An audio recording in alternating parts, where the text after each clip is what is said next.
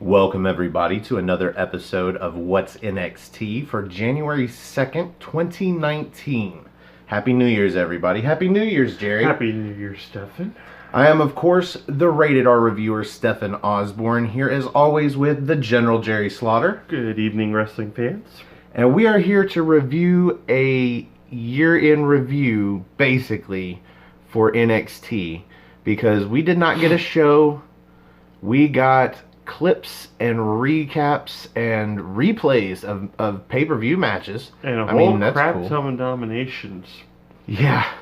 And a lot of nominated superstars for this and that of the year. And we will get into all of that. But first and foremost, we got one match on this show. Yes. The main event, Matt Riddle versus Cassius Ohno. A rematch after the 7-second knockout. And that will be our main event. And I guarantee you there's no extra stars going into that one. No, not really. I didn't really have any high expectations going into the match, but at the same time, the fact that it's the only match on the show, like, it's our first, like, NXT we're covering that's been 2 hours long, and we got one match out of it. One match. So, or one new match. I'm not sure what I was expecting out of this show because I knew that it was going to be a bunch of nominations, and I thought it was going to be actually the announcements of the winners of the 2018 blah blah blah of the year, but we didn't actually get that. And at the beginning of this show, I had low hopes, but it was about 30 minutes into this show, and I paused it for something, and I noticed there was an hour and a half left. Yep. And I was like, holy shit balls. This is a 2-hour show. And when I say 2 hours, I don't mean give or take a few minutes, so it's probably like hour 49. This was an hour and 59 minutes. Yep. And it was long, and it did not need to be. A lot of the matches that we saw from 2018 were not really replays of matches. They were like these recaps, these promo videos almost. I mean, done like cinematically, you know, with slow motion and whatnot. A lot of high spots and great soundtrack is what it had. So, and they were great, but they could have been shorter. Yeah. This whole show could have been an hour, hour and a half tops, and we wouldn't have had to sit through an hour and 45 minutes of fluff to get to one match. So I'm just going to air that grievance out right now. Really pissed off at this show. Yeah. Every single match that they recapped or replayed on this show, I had already seen. Yeah. I'm envious of this man because there was maybe one or two matches that they replayed that he has not seen. So at least they were new to him. Yeah. The first match that we actually got out of the whole thing was the North American Championship to crown the first North American champion in that ladder match. Great match. Great spots. Brilliant match, like top to bottom. It made me kind of kick myself for not getting into the product sooner. Well, they started off that replay from right before Velveteen Dream went up onto the tall ladder and did the elbow drop onto Lars Sullivan. Yeah. And I thought, oh, this is going to be great. They're just going to get the highlights. But no, this was from there the rest of the match. And then there was a bunch of other ones that were just highlights and promo style and whatnot. But you still got most of the match, all the high spots at the very least. Pretty much the show stealer, or for this program in general, for recaps wise and everything, was still Gargano versus Black, in my opinion. So the thread that tied this whole 2-hour piece of shit show together was Tommaso Ciampa, Aleister Black, and Johnny Gargano. Yes. They talked about, showed matches therein of this story all year long.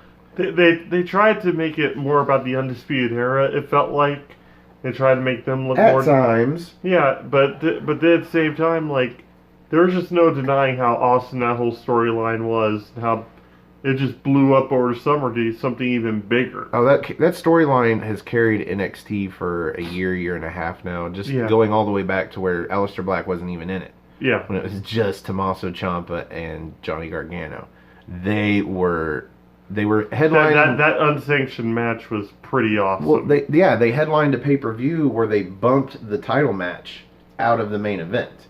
So that tells you all you need to know right there, and that goes back a fucking year. So yeah, we get the 6-man ladder match. Anytime you can ever like put somebody in a deadlock and like also put their knee brace across their face and make them submit is a pretty awesome finish. So I guess you're glad you saw some of this show. Oh yeah, because you got to see some spots that you haven't seen yet. But after the 6-man ladder match replay, I mean, basically, like I said, from the spot where Velveteen does the elbow drop on, it was the full match. And we get our first nominations for, this is Breakout Star of the Year. That's Ricochet, Dakota Kai, Lars Sullivan, Rhea Ripley, War Raiders, Lacey Evans, EC3, and Bianca Belair. 9 technically, because you've got a tag team in there. Yeah. 9 motherfuckers. Woo! That's a loaded nomination. It's like almost like everybody should get some sort of participation ribbon. I mean, guess. I mean, you usually have like 5 nominations at like at any award ceremony or anything like that. That just makes it more difficult right there, man, because they had a promo screen of everybody that got a nomination, and it was just loaded. Yeah. It looked like the poster for the Royal Rumble after it's now both men and women. Yeah. There's got to be 40 or 50 people on that fucking poster. So anyway, who are you going to vote for? I'm going to surprise you a little bit. I'm going to say Rhea Ripley. Like nobody really had as much of a breakout year as she did. I don't think on the card. Sure, Lars Sullivan, but like he's no longer even in NXT now. So this is an NXT thing, and Rhea Ripley had a few good matches I think on NXT. But as for breakout star of NXT, yeah, I love Rhea Ripley. Yeah, my heart says Rhea Ripley. Yes, but my head and what I've seen, Ricochet. Oh yeah, well Ricochet's going to win. That's the thing. Like no, that's who I vote for. I mean, yeah. from the matches that I've seen, and I've seen a lot of Lars Sullivan matches, but Ricochet is just Ricochet. Talking about the word breakout. I mean, he personifies the word breakout. He perpetually steals the show on anything he's done, but like at the same time, maybe it's just the fact that he's more well established with me because I've actually seen him wrestle prior to NXT and everything, and Rhea Ripley's still fresh in my mind and brand new to me, so that could be the reason why I consider her more of a breakout than Ricochet. That could be. So after this, we get a recap of the Gargano Ciampa match, the unsanctioned match, the first one in the series. Well, so far, I think it's been 2 or 3 matches. Anyway, just a recap of it. Promo style, promo video. It was a good match. Yeah. So was the recap we got of Almas versus Black at New Orleans for the NXT title. That was a great recap. And we get a actual replay of Cassius Ohno versus Matt Riddle at War Games. Of course, it was an easy replay. The whole thing lasted 90 seconds. No, it lasted like about. Well, yeah, if you count the entrances. Yeah, the whole thing lasted 90 seconds, so that's an easy replay to get through. Mm-hmm. So next up, we have nominations for the Tag Team of the Year. And we've got Lorcan and Birch. That's Oni Lorcan and Danny Birch. Yep. We've got the Street Profits. That's, something Ford. Yep, it's Montez Ford. Montez Ford. And Angelo Dawkins. Man, you've got a much better memory than me. I'm taking well, Alpha with those two, I have a great memory because they're my favorite team here. Well, this one's easy. We've got Heavy Machinery. That's Otis Dozovich and Tucker Knight. Yep. Tucker. Got Mustache Mountain. That's Tyler Bate and Trent Seven. There you go. Tyler Bate, Trent Seven. War Raiders. That is Hanson and Rowe. Hanson and Rowe. They don't have first names. And Undisputed Era. So I don't know. If actually, I found out Rowe's first name is Ray. It's Ray Rowe. Ray Rowe. That's probably why they don't use it. No. Call him Raymond. Raymond Rowe, and then he doesn't seem like a Viking so much. But anyway, who are you voting for? I'm gonna say Street Profits. Street Profits. I'm gonna vote for till the cows come home because I love those guys. Well, basically, like we got all the tag teams in the company short of the Mighty, which. If you're talking tag team of the year, though. Oh, if okay, are we doing who I want to win or who? Who are you voting for? Well, I'm gonna vote for Street Profits. I'm assuming this is voting. Yeah. Because they did not announce winners at the end of this, so I'm assuming we can go and vote. Yeah. I got to give it to Undisputed Era because initially my problem was: are you talking about Kyle O'Reilly and Adam Cole? Are you talking about Kyle O'Reilly and Roderick Strong? Or I don't think Kyle O'Reilly and Bobby Fish have had a match this year. No. I'm not positive. Although Fish might have gotten injured at the very beginning of the year. I'm not sure about that. Anyway. It doesn't matter. Any combination. I'm about to say Freebird rule pretty much, yeah. Any combination doesn't matter. It's got to be the Undisputed Era. They have been the best tag team all year long. Yeah. And that is undisputed. Just saying. Just saying. So anyway, so this is going to be you voting for the ones you like and me voting for the ones that actually like have qualified to win. It's like you go ahead and get your losers picked out, Jerry. I'm gonna go ahead and pick the winners. Well, they may or may not win. I just feel like they are the ones that actually deserve said trophy. Oh yeah. In this case, it looks like it's a golden ring bell. Yeah. That's pretty cool. So up next, we get an actual replay of Oney Lorcan and Danny Burch versus the Undisputed Era, and in this case, we're talking Kyle O'Reilly and Roderick Strong at TakeOver Chicago for the tag team championships. Which you attended. I was there. You can't see me at all in the match video. The match was much more entertaining on video. With the commentary. I guess. Or maybe it was just better audio or something, but it was not that entertaining there. Yeah. Just saying. That's like later on in the show we get a Bianca Belair match from that same takeover, but it was a dark match. And I'm telling him, I'm like, dude, anything you hear from the audience is piped in. Because literally there was no sound for this whole match. The only sound there was when somebody would hit the mat and you'd hear that weird spring sound. That sounds incredibly odd in a completely seated arena where nobody's making noise. So, I'm just saying. Anyway, that match, yeah, I was actually entertained this time watching it. So this was probably the one sort of newish match for me. Well, I was about to say, like, there's also, you have to take consideration the microphones that are, like, at that point, too. How close the cameramen and everything were. I think some of the camera angle cuts and things like that, some of the production actually helped the match along, as opposed to sitting in top tier seats pretty far away. So that was fun. So I enjoyed that a little bit. Show got better, but I mean, still, hour and 45 minutes to wait for one match. Actually, hour and 47 minutes. Anyway, so up next is the nominations for Rivalry of the Year. And good God, man. Okay. Black versus Gargano. So Aleister Black versus Johnny Gargano. Shayna Baszler versus Ember Moon. This is going back to the beginning of the fucking year. Yeah. Johnny Gargano versus Tommaso Ciampa.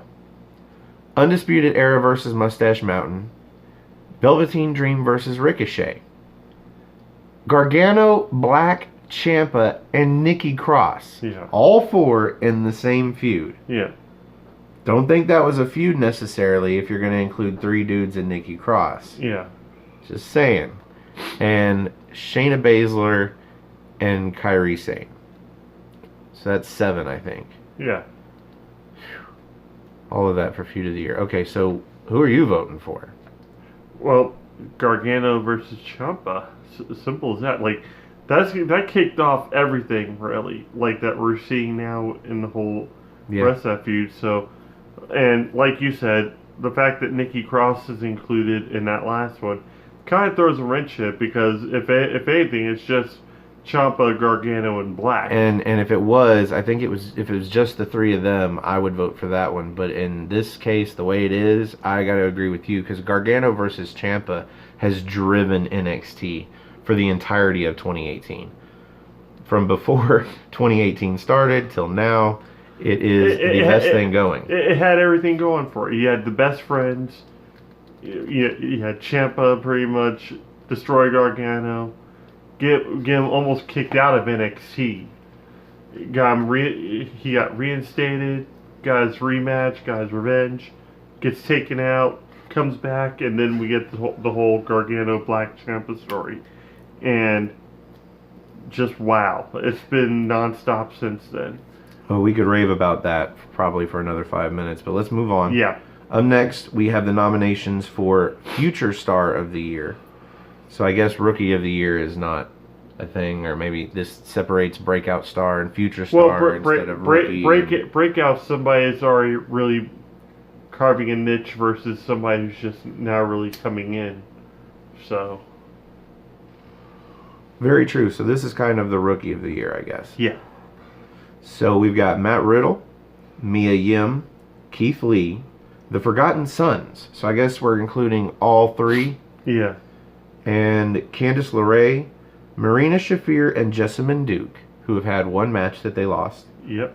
Kona Reeves, that has had several matches in 2018, but all but one of which were before this gentleman started watching. He's like, yeah, I've seen one match. I saw one match. He got destroyed by Keith Lee. And yeah, that was, oh God, Keith Lee coming in was the end of Kona Reeves' push. That's tragic. Yeah. I was really starting to get into Kona Reeves. I was hoping he'd make something of himself, but apparently they're back to the drawing board. Yeah. That's not it, though. We also have Dominik Dijakovic. Yeah. Dijakov. Yeah. We have Dijakov, and we have Io Shirai. Yeah. And who are you voting for? Well, I'm going to vote for Keith Lee, but chances are Matt Riddle's going to win. Even though I still don't see the guy's appeal, I really, really don't. Future Star of the Year.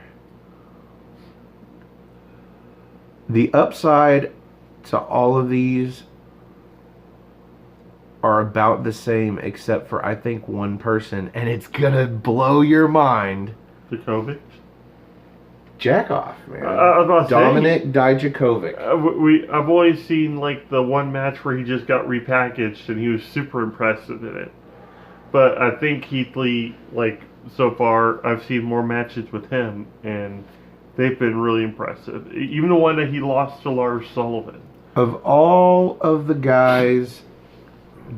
men Yeah. listed here, he is the first, I think, that would actually win the NXT championship. Did I joke?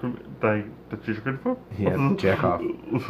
Of all the women, I mean, I think Candice LeRae, as far as the whole year is concerned, probably should be at the top. Yeah. But I don't think they included enough women in this, because there's surely got to, I mean, Bianca Belair. Yeah, Bianca Belair, this is still more or less her rookie year. I know. I mean, she should be Rookie of the Year, honestly. Yeah. Above everybody else. But as far as potential, and as far as seeing somebody actually do something big next year, I got to give it to Jackoff. Well, I kind of want to change my selection for Breakout now to Bianca, because she's still undefeated. You go for it. Yeah, I was about to say, like she's got a proven track record. Granted, she gets annoying on occasion, but at the same time, and she also uses heel tactics, which usually I'm, pretty big fan of. Just she's quite unbelievable. So you can vote for who you want. Is it who you're officially changing your vote to? Yeah, I'm gonna change it to Bianca Belair. Cool. So I'm gonna go with Dijakoff. Next up is, well, not really a nominees list. They did list off a few of the matches that we have seen previously on this show as potential Match of the Year candidates. To get a list of all of the nominees, you just got to go to WWE.com. That's basically it. They scrolled a whole bunch of pictures. I guess each picture was a different match that was nominated, and I think he said it just, so every match from NXT TakeOver this year, pretty much. Yeah, pretty much. But I'm starting to wonder, it's like, okay, so we didn't get any notion of what we're going to be seeing this next week. Is next week going to be the official awards ceremony, and tonight was just the nominations? So compare some of the matches that you saw from NXT takeovers on this show. Have they been replays, or just recaps, video footage, montages, whatever. How do you feel about the steel cage match now? Oh, steel cage match is still up there with me. It's like, I think it's the fact that maybe, like I said, a lot of emotion went into that match naturally, and I've been watching that Gargano and Black feud like since the beginning, since the summertime. So it's almost like just getting to watch almost like the Star Wars trilogy for the first time. It's one of those things where it just kind of sticks with you and it keeps on rolling. Don't get me wrong, these other matches that I saw tonight have been fantastic. But at the same time, that cage match just solidified it for me that I'm like, okay, this is going to be one of those feud for all ages, really. Well, considering we didn't get an actual list of match nominees for Match of the Year, I wasn't going to ask you what you would vote for since you've missed most of 2018. Yeah. I think I've caught eight or nine months of NXT. I was going to say I've gotten anyway. all the pay-per-views, though. I was going to say it anyway. I wasn't probably going to use it. But I figured I'd use the benchmark of what we considered to be Match of the Year for NXT television, and that was the cage match. I figured I'd use that benchmark and see if any of those matches we saw swayed you. So next up, we get a replay of the aforementioned match of Bianca Belair. It was her versus Deonna Purrazzo, and of course we knew who was going to win because she's still undefeated. And it was a silent match, man. That's really the only match that really got any hype for the takeover in Phoenix was the Bianca Belair Shayna Baszler match, because they mentioned it 2 or 3 times during the program. Well, Bianca Belair won with her I don't know if it had been named yet, but ESTKO. ESTKO. I like it. It looks like a sweet move. It kind of looks like Dijakovic's move, except he ends it with a knee to the face. Yeah. She ends it with just a face plant, a sit-out face plant. So after that, we get a TakeOver Phoenix promo video for Black and Ciampa. Yep. Which I don't know if that's the only match that's announced up to this point. I'm pretty sure Baszler versus Belair is going to happen at TakeOver. Oh, they made mention of that and the Black and Ciampa. I wonder what's going to happen with the tag team championships. Hopefully we find out next week. Hopefully. So up next we get a video recap of Aleister Black versus Johnny Gargano at War Games. Great match. Superb match. I'm sorry. Superb fucking match. And they went ahead and put the motionless and white song voices to it, because that was like one of the themes for that pay-per-view. Yeah. And it was just perfect. So this is where they pick back up on the whole Black Ciampa Gargano trio feud. Yeah.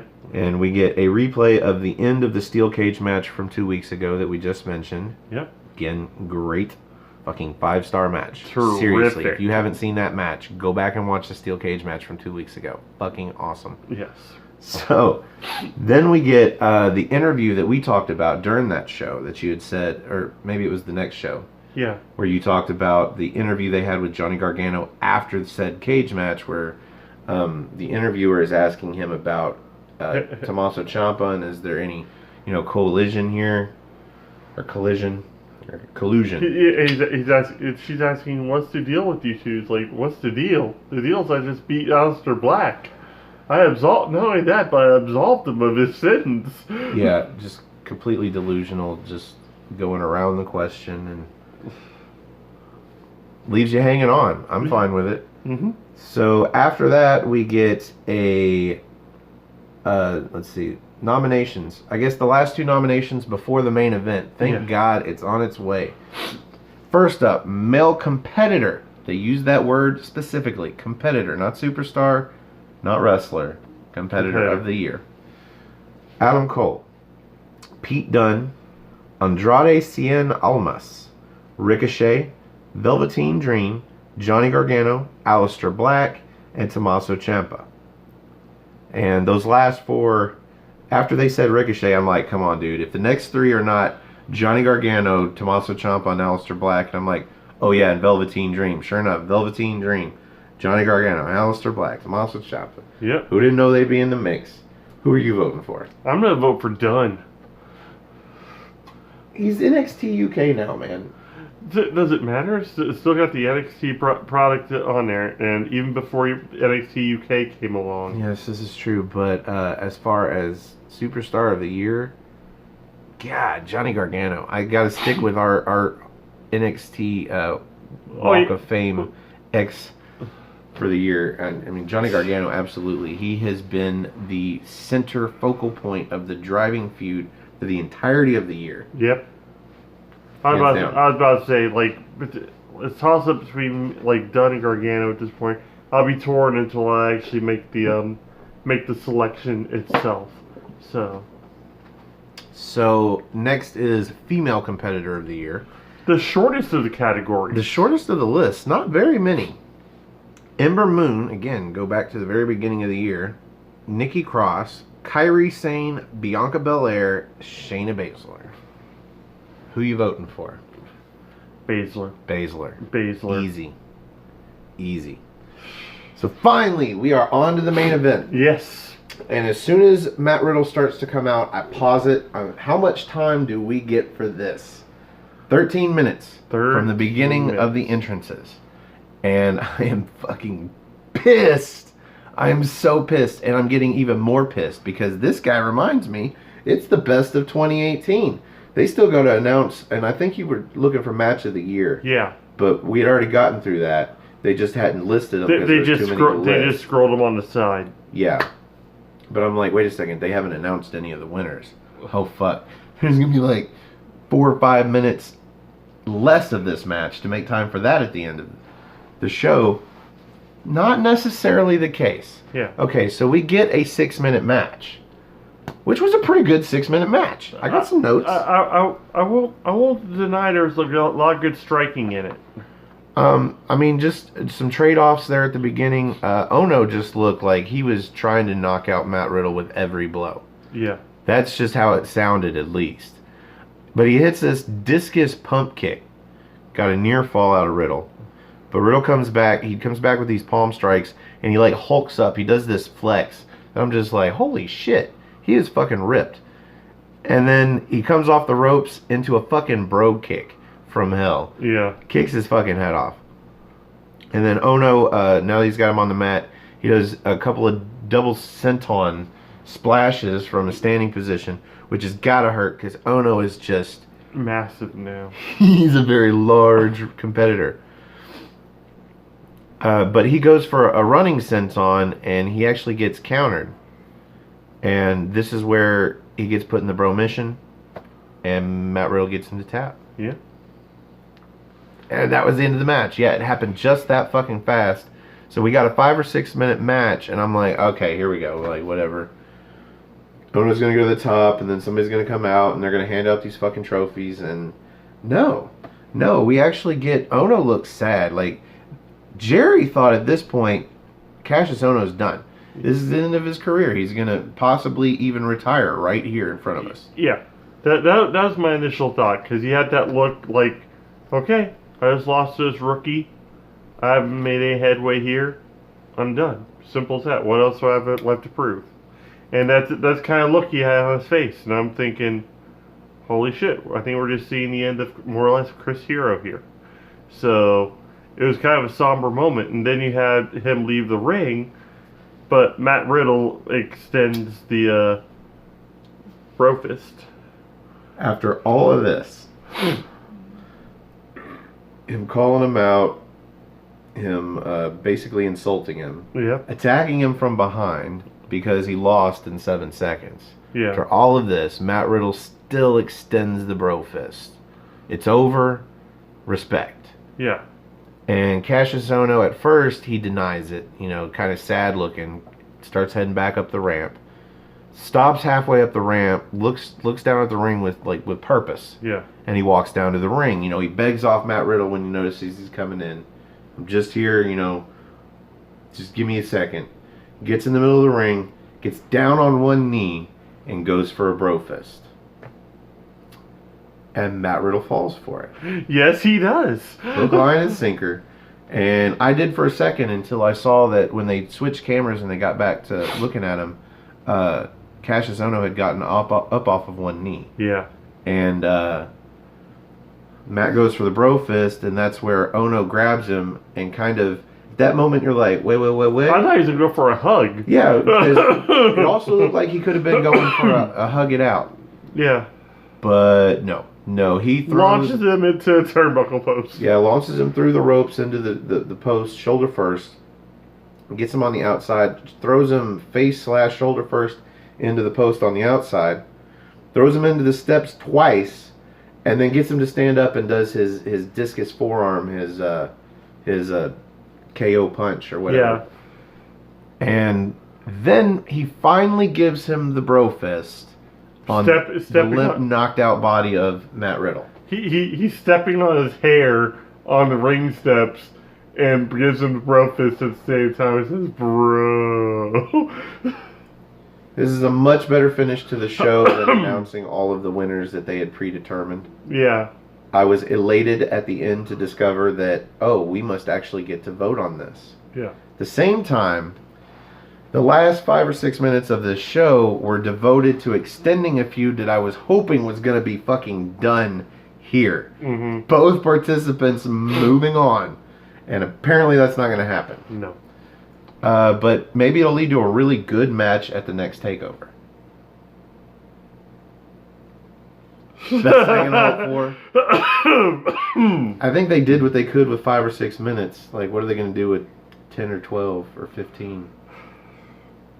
A lot of laying around on the ground and referee counting up to 10. I'm just saying, Cassius Ohno has been in better shape.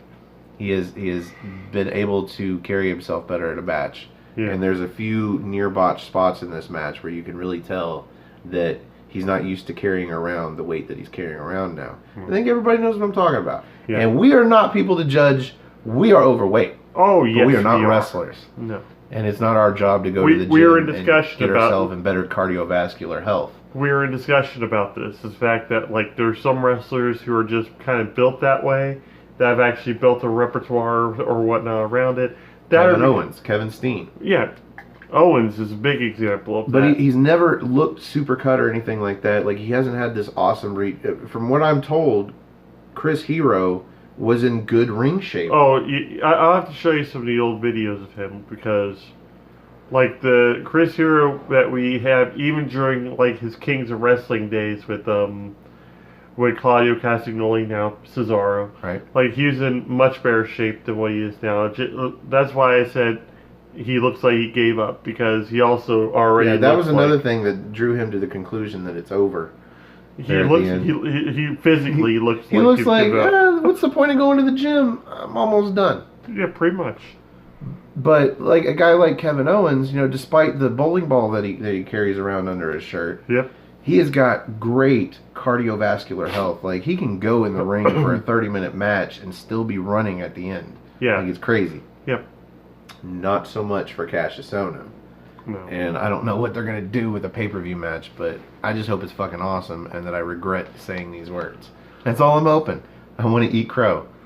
So, we are at the end of the main event, and around these parts, we rate the main event of the show. Thank God, because it was the only match on the show. Yep.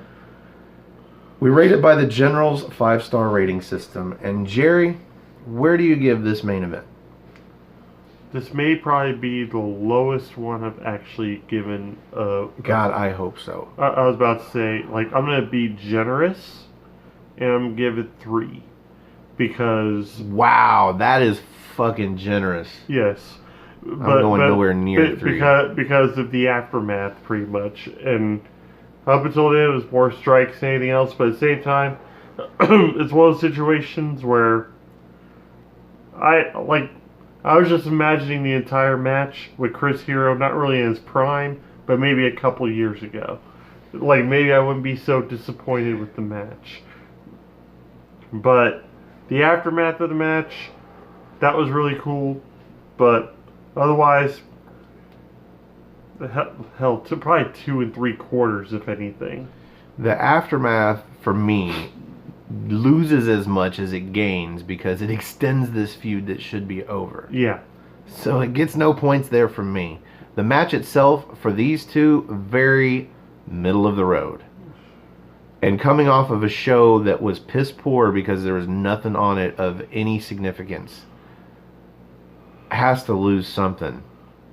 Because if this is going to be the only match of the show, it should be fucking awesome. And also the fact As that an average. and this is the first show of the year. Oh God! Compiled with that, the fact that it was 2 hours long. Jesus! By the end of this, like I was just glad it was over. Yeah. So I'm gonna go with 2.25, probably the lowest I've ever given. Yep. I was about to say together we give it about a 5, and like a 5 out of 10. Good grief! That is more middle of the road than you really ever get from us, I think. And I think it's also the fact that it was put back at the end of a show that's more or less a recap of a whole bunch of other shows, a whole bunch of candidates for like something that wasn't going to be announced tonight. No. So take it from the General and the Wizard. Stay away from this episode of NXT. It was bottom of the barrel. There was nothing of consequence on this show. It was shit. It was shit. Watch the YouTube clip of the main event, and that's it. Otherwise, you're pretty much going to be sitting here for like an hour and 54 minutes. If you log on to WWE.com to vote for the Superstar and the Breakout Star and the Tag Team and everything of the year, they're going to list everybody that you can vote for right there. So there's no reason to watch this piece of shit 2-hour show. No. Oh, man, I was so disappointed it was 2 hours. Can I get that across enough? 2 hours of shit. I know I've been begging for like a 2-hour, like NXT episode, but you did me dirty, Santa. You did me dirty. So, with that in mind, I'm hoping that NXT UK is going to be a lot better because it's all pre-taped. There's none of this end of the year bullshit because there was only 20 episodes, whatever. So we've got that to do tomorrow, and that should be fun. And I want to plug our guest for tomorrow that'll be on the big screen here, Mr. Martin Elstone. We look forward to seeing you tomorrow, and we look forward to seeing all the members of the No DQ Galaxy here tomorrow, as well for the NXT party. Yeah. If you'd like to be on the big screen, you can contact me on Twitter. Go to nodq.com/Stefan. That's STEFAN. Or if you just want to go to Twitter and find me at Stefan R. Osborne, OSBORNE. The R stands for restricted. You can also find this gentleman on Twitter as well. At No DQ General. And also on Facebook, you join my wrestling group Armbar. All caps, ARMBAR, exclamation point. Look up Mirror Stefan and we'll go ahead and let you in. Yeah, we'll add you. No biggie. Why not? We won't add you as friends. We don't do that on Facebook. It's just one of those rules. One of those weird podcaster rules.